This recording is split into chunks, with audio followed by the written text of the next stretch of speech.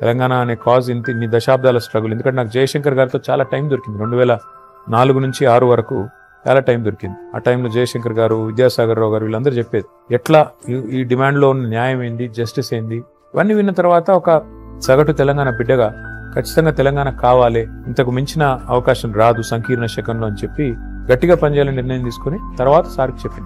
నేనేమంటానంటే అల్టిమేట్ గా నువ్వు పాలిటిక్స్ అంటే నేను ఎన్నడూ కూడా ఒక పదవి ఆశించి వచ్చినని కాదు. అనుకోకుండా నేను 2009లో యాక్చువల్లీ నేను పోటీ చేయాల్సిన